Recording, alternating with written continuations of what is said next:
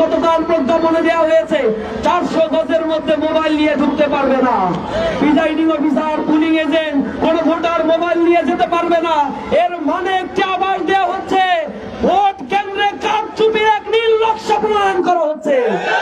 যদি সেটা হয়, আমরা ইসিকে স্পষ্টভাবে বলে দিচ্ছি, এই ইলেকশন যদি তালবাহানা করা হয়, আর 8 জুলাই নেমে আসবে ইনশাআল্লাহ।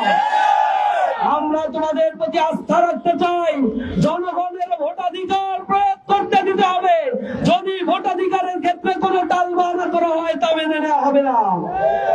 আমরা লক্ষ্য করেছি ঢাকাবাসী জুলাই বিপ্লব পরবর্তী সময়ে তাদের প্রতিটি লোকের কাছ থেকে, রাস্তাঘাটে একজন মুড়ি বিক্রেতার কাছ থেকে আগে 50 টাকা চাঁদা দিতে, এখন 100 টাকা চাঁদা দিতে হয়।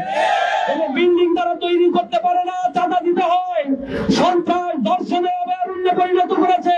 চাঁদা দিতে না পারার কারণে প্রকাশ্য দিবালোকে পাথর মেরে হত্যা করা হয়েছে মানুষকে।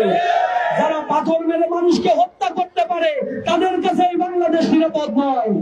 যারা ক্ষমতায় আসার আগে 232 জনকে হত্যা করতে পারে, জুলাই বিপ্লবেও তাদের এত লোক মারা যায় না। সুতরাং তাদেরকে স্পষ্টভাবে বলতে চাই, জনগণ জেগে উঠেছে।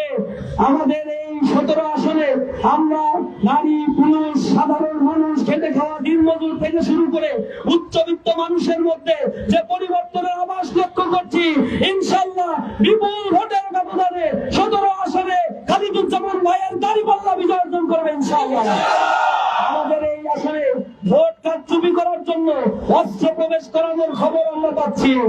আমরা প্রশাসনকে ব্যবহারের খবর পাচ্ছি।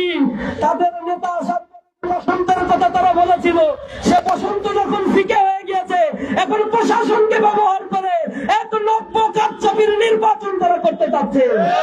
যদি সেটা করা হয়, এ ছাত্র জনতা হাসিনার মতো ফ্যাসিবাদী এক দানবকে বিতাড়িত করতে পেরেছে।